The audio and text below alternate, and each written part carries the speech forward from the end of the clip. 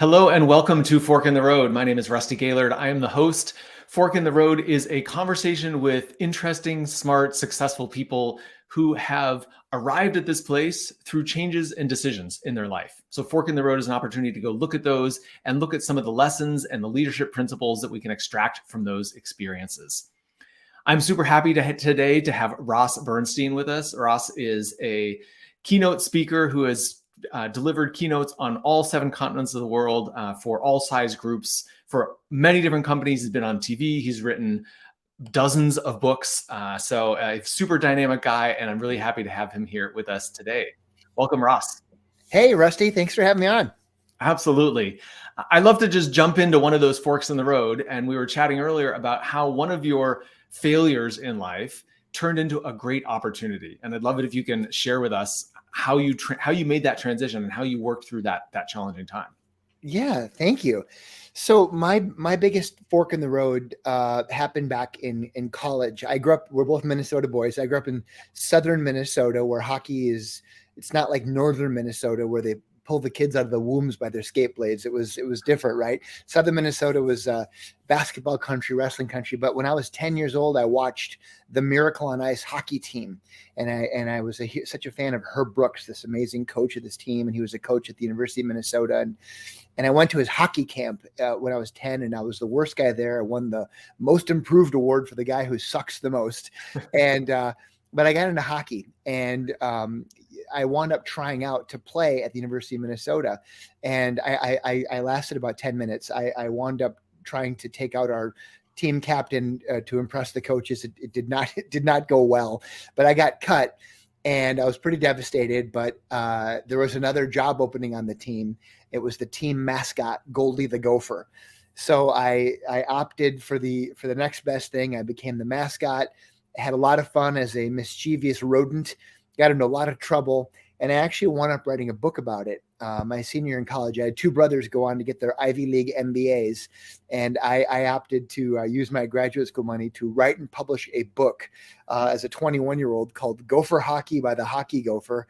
Everybody told me it was going to be a huge failure, but it turned out to be a pretty cool success. I think we did 5-6 printings of the book, and I got into speaking, and now nearly 50 sports books later, and about 120 conferences a year, I made this crazy career out of my passion, sports. So even though I wasn't good enough to play, I'm lucky that I was able to find a different career path by taking that fork, maybe the road less traveled, to still do what I love to do, and so I consider myself to be very lucky. Well, I think that's a fascinating story because, so many of us may set off with a particular goal in mind. And when there's a roadblock in that goal, we almost want to give up or just keep trying to beat down the door. And you took this different path, which I don't know, but I imagine required some amount of humility, which is to say, hey, I'm not going to make the team. I'm going to go be the mascot. And yet it opened up all sorts of doors for you, which became, blossomed into this career that you have now. Was that was there some part of that was a challenging decision? Who knows, right? It was such a long time ago. Yeah. I'd like to think I had it all figured out, but I had no idea what the hell I was doing. So I just think, as a journalist, I love studying just what it is that makes the great ones great. And I translate that back to business. And I think that every great athlete, great business person, they've had that fork. They've had it, what we call them in sports, defining moments, right? There was someone at some point that told us we weren't good enough, we weren't smart enough, we weren't pretty enough. And, for most young people, that really affects them. They can't take that brutal feedback. They crumble, but for some people, it fuels them. They're going to prove you wrong. And I'd like to think for me that, another defining moment was my older brother was in the School of Journalism at the University of Minnesota. And that was my dream. And I was too dumb to get in. I didn't have the grades to get in.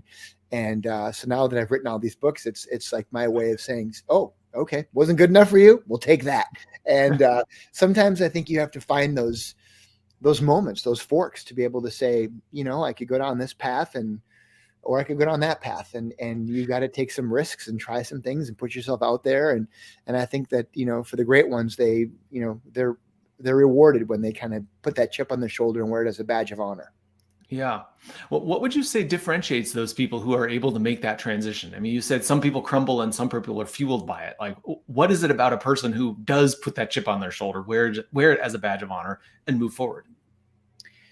It's unique. I study great athletes and get to interview them as a member of the media. And, one of the guys I talk about in my program is Tom Brady. And I think he's the quintessential. I mean, Tom was, he thought he'd be a first round pick, and he wound up becoming the 199th overall pick of the 6th round of the draft back in 2000.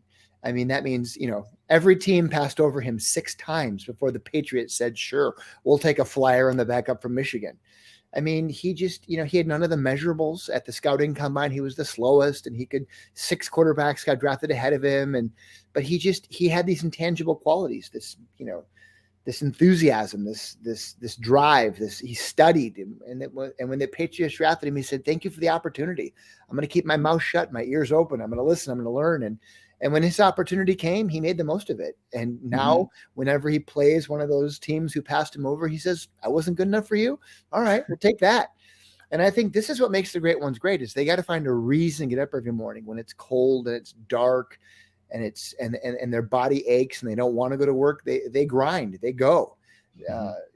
Guys like Tom Brady use those defining moments as fuel to catapult them to connect with other guys, to say, look, I wasn't a first round pick. I wasn't a superstar. And they have to find those commonalities to kind of come together as a band of misfits, right? To do that. So I think, look, in the world of professional sports, almost all the athletes are just incredible specimens. They're all huge, fast, strong, they've made it, right? But what separates the good from the great is it's these little things. It's the short-term memory. It's how hard they're willing to work. It's their ability to process failure and move past it and learn from it. So I think so much of that's translated to business and sales and being a great leader. And that's why a lot of companies I work with will only, they'll only hire Division I athletes for their teams, and not football players, women's volleyball players, softball players. They're coachable. They're great listeners. They're competitive. They can take constructive criticism. They want to win. So they recruit to those attributes. So I'm always fascinated by stuff like that. I just think it's so interesting. Yeah, it is interesting. And I'm curious, I know we have people listening who all this resonates with them. And I'm curious from the companies you've worked with, from the sports people you've interviewed and all of that, I'm wondering how much of this is innate, how much as it is. I mean, you talked about being, pulled out of the womb with hockey skates on. So are these people pulled out of the womb with these attributes inherent already? Or are these things that can be learned? I think it's a combination of both. I mean, look, there are outliers. There are Michael Jordans and Wayne Gretzky's and Steph Curry's and Shaquille O'Neal's who have just been blessed with incredible physical talents and the mental capacity to thrive. But I think that's 10%. I think 90% of people are just grinders, and the people that succeed just want it more, or they grew up poor and they need it. And they're fueled by making money. I mean, I'm always fascinated what motivates athletes, right? Some it's about the money, some it's about the fame, some it's about just being a part of a team or feeling valued. And it's, as leaders, it's their jobs to figure out the why and to dangle those carrots. So, I don't know. Yeah, there's some people that are just physically blessed with great talent, and they're, you can't teach 7 feet tall in basketball. You can't teach a guy to run a 4.3 40-yard dash in football. Those are God-given abilities. But there's so much other stuff that you can teach, you can learn, you can acquire. And I think that, the great ones, they just want it more than the other people. They're just willing to go through more, to suffer more, to you look at Tom Brady, the guy's, 45, and the guy spends, he doesn't eat refined sugar or flour. And he's, he has a neurologist on staff to help him better understand the science of peripheral vision and reflexes. He's got mental health coaches. He spends half his day sitting in cold tubs and doing plyometrics. And, it's like, why? So he can play next to kids half his age. The average professional athlete plays, like a couple seasons. This guy's into his 3rd decade. He's at the top of his game because he's willing to do things that most people just aren't willing to do. So the question is, what are you willing to do? How bad do you want it? And that's why a lot of coaches, recruiters, when they recruit kids, they look at weird metrics like, how nasty is this kid? Nasty is an interesting word, right? Like how much of an edge do they play with? How bad do they want it? How far close to that line are they willing to go? And it's an interesting line. As a speaker, my program, it's called the Champions Code. It's based on these two best-selling series of books. One is about why winning teams win. So it's a bunch of these books called like Raising Stanley, Raising Lombardi. And it's about what it took to hoist that trophy. I'm not trying to shill product. I'm just showing you what I do. And I was looking like Jim Collins did in Good to Great. Like why? What was unique about those teams? The 85 Bears, the 87 Twins. What was the chemistry, the culture, the coaching? What defining moments, catapulted that team? Because when teams win, they always say it was magical. Everyone was like a family. Everyone rowing the boat together. So that's the champions portion, and then the code portion is a series of books I wrote called The Code, about why players get drilled in baseball. I'm trying to center this in my camera. Yeah. About why there's fighting in hockey, and it's not about why there's fighting in hockey. It's about this honor code the players live by. There's these codes, these unwritten, unspoken rules. There's a fine line between cheating and gamesmanship in sports. And if you cross that line, you break a code. And then in hockey, you have to be held accountable. So you might lose some teeth. In baseball, you might get drilled. So the Champions Code is about winning with integrity. It's about that line. It's about where's that razor's edge line. And we see the hubris of athletes in sports and business crossing that line. We saw Tom Brady with Deflategate and Bill Belichick with Spygate, right? We see it in soccer with the dive or the flop in basketball, or any number of sign stealing in baseball. There's all these nefarious things that happen, and we try and do them in business too, right? So that's what I try and do as a speaker, as a journalist, is to find those commonalities, those lines, and challenge people to think about what makes them unique and how they succeed in business. And then again, there's so much we can learn from sports that really translates to business. But it all comes back to these forks in the road that you talk about, Rusty. Is where do you go, right? You got a choice. I want to make the team. Am I willing to go cross that line? I want that job. Am I willing to cross that line? So it's a very interesting when you include integrity and ethics into sports and business and journalism, because so much of today is fake news, and so much today is how do you build trust and do these things. So It's a lot to unpack, but I try and make that an entertaining, informational thing, and it's pretty fascinating. Oh, I'm sure it is. So some of the words that you used are really interesting to me. You talked about nasty, right? Like, is someone nasty enough? Or, grind and willing to put in the extra effort, which both of those words have a negative edge to them. Grind, nasty, both of them do. And they're also relatable. I think a lot of people in the business world understand that notion of grind. You just got to grind it out. And I'm curious to hear your thoughts about that relative to, certainly there's an element of you've got to be willing to persevere, right? And you talked earlier about harnessing failure and learning from it. And I think one of the challenges I see for business leaders is they believe that grind is about doing more of the same thing and just working harder. And yet I think I'm assuming that some of this is finding your own unique way of it. It's still going to require effort, but it's finding your path and being willing to stand up for yourself, which is a little bit where this nasty thing comes from. It's like, can you be willing to be different, to be unique, to challenge the status quo in your way? And you're going to get some pushback and some resistance on that, but are you willing to do it? And I'm curious, as you think about some of these attributes and you apply them into the business world, how do they translate? Oh, it's a great question. It's and there's no one right way. So I love studying these outliers, and I talk about all these great coaches and what's unique about, their DNA and how they lead and why they lead. And could be some weird high school football coach that doesn't punt or kick, or some women's volleyball coach that, just does things totally different. And that just proves there's no one right way to lead or run your business or be an entrepreneur or to deliver great experience for your customers. I just think it's about, what everything about sports is hyper accelerated. It has to be quickly. They're, long to hire, quick to fire. It's all about chemistry and culture. They go away for spring training and training camp to these little towns in the middle of nowhere because they need to get away and be focused. They need to turn everything off and say, we're going to get away from everything, and because we have to do it fast. Because in sports, they have what they call a shared vision. And what that means is that when your team sucks, they fire everybody. You get 2 years to win, to turn it around, or these billionaire owners are going to fire you and bring in someone else that can win because they want to make the playoffs. They want to win. They want to make money. They want an ROI. So everything is hyper accelerated. So we see it in sports, like Odell Beckham Jr., the superstar for the Cleveland Browns last year. He got cut midway through the season.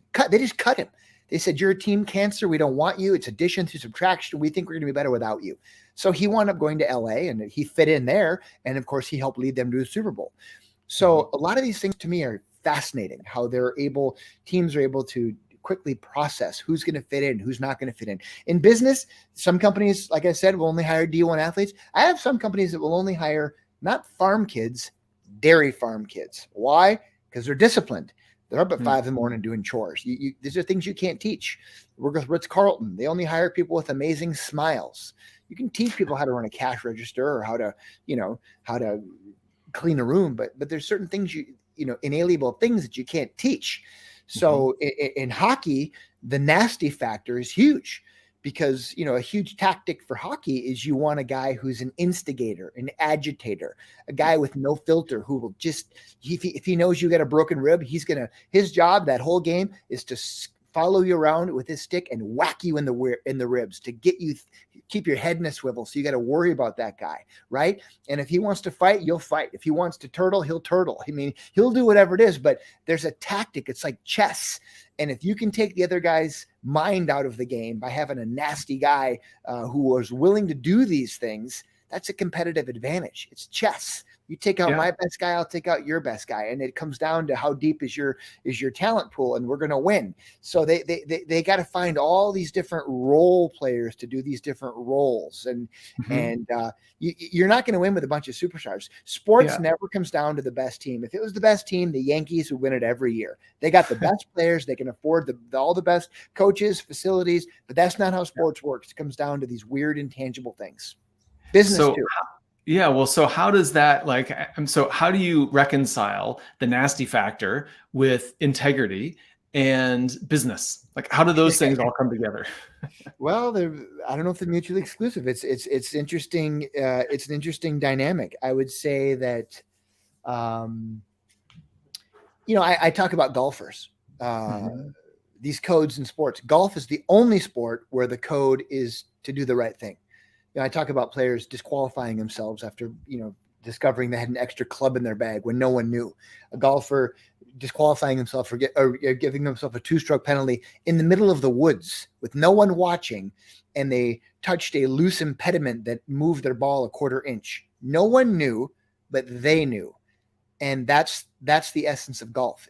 Golf is a sport based on integrity, and integrity is doing the right thing even when no one is looking.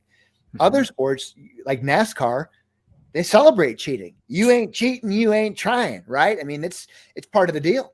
And every sport, I mean, in football, you've got offensive linemen with putting liquid silicone on their jerseys so that guys can't grab them. You got pitchers putting a little bit of Vaseline on their fingers so they can make that ball dance, right? No one knows, or do they know? I don't know, right? You can clutch and grab and do all these things, maybe a dive. I mean, everyone's looking for an advantage, right? So you got to decide. And some companies just say, no, we're based on, pure integrity. And those are great companies. Other companies, they ride that razor's edge. Look, I'll tell you, when the Patriots got caught for Spygate, Deflategate, if your listeners don't know, Spygate was they were videotaping the other team's signals they were using to call in plays, and Deflategate was just adjusting the PSI of the ball. It means nothing. 12 PSI, 10 PSI. It's just grip strength. If it's raining, if it's cold, but it's cheating, right? It's like telling your kids, hey, kids 10 and under eat free, pretend you're 10, right? We've all been there, right? So where's your line? But the thing is, I mean, all these coaches do this stuff. I wrote a whole book about coaches cheating, stealing signs. This is before drones and, leaving dummy playbooks around and all these things. I had, kickers brag about putting balls in crock pots and microwave ovens to adjust them. But no one cares if you don't win. when you're the New England Patriots, you're winning half dozen Super Bowls, all of a sudden people care, right? Yeah. So now you're going to get busted. So when you suck and you cheat, no one cares. When you're the Houston Astros and you're thumping garbage cans because you're stealing signs, giving signals away to your teammates, now people care. So it just depends, right? In business, where's that line? All of a sudden you're Enron, right? You're Lance Armstrong, right? So taking steroids and doing different things. So it's a very scrupulous discussion. Yeah. Well, and it's interesting. I guess what I'm hearing is there's a personal element, there's a team element, and it's, being aware of yourself and your environment. I want to come back though to the spring training piece that you were talking about earlier. This idea of getting away and focusing. And I think some businesses will do that, but many businesses just fall into the grind and go. And I'm curious about how you think about that, and from some of the businesses you've worked with, what do you see works particularly well for them? Maybe at a team level, but how would that even apply to a person, right? If you're a person in a company and you're wanting to be successful, how important is it to have the opportunity to step back from the day-to-day and evaluate what your next step is and what your priorities are? Yeah, I think that's a great question. I mean, I think everyone, it's like a personal, whatever works for you, whatever your mojo is, I guess. But, I think in the pandemic, what it taught us was, we all realized that, I've always home officed. I've been social distancing for decades, right? It was nothing new for me. But a lot of people freaked out. Then a lot of people figured out, hey, I like doing this. I'm good at it. And I can be more productive and, manage my time differently. And we didn't know. I didn't know I could do a keynote on Zoom. Who knew, right? But when the pandemic hit, I had to do all of them because, my calendar went blank. So we had to adjust and adapt and change. And all of us did. And we're still figuring it out. But I think to your point about the retreats, about these, I think, if you need to get away, and people always ask me, you've written all these books, how do you do it? Do you wake up every day? Do you work for 5 hours? No, I don't know what I do. I just do it. Sometimes I stay awake for 50 hours and I just bang it out. And other times I do nothing but go golfing and play hockey and go running and skiing. And I just work whenever I want to work. I'm a weirdo. I'm a solopreneur. You got to figure out what works best for you. Right. When they always talk about great teams winning, they always talk about the word family, like we were family. And I think it's important because we don't always like our family, but we love our family.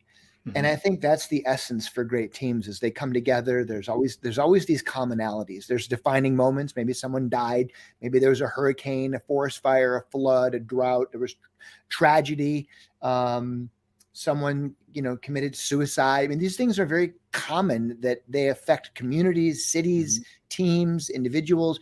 And players, they rally behind that. They come together. Some teams pack up like lawn chairs and these teams crumble. But special teams, magical teams, they say that moment flipped it. That was a fork. And we took this other path and in the road and things changed. And they may not always, like each other, but at the end of the day, they love each other. And I think that's the key. So whatever your tools or tricks of the trade are, whatever you want to do, I love just proving there's no one right way. You can run your business however you want to run it. And I'm an outlier. I'm a weirdo and I celebrate it. And I hope other people do too. Yeah, I love it. Well, the value of being yourself and finding your own way, and there is no one right way. I think it's an awesome place to end. So Ross, thank you so much for being here on Fork in the Road. So much interesting and valuable insights. So thank you. Thanks, Russ.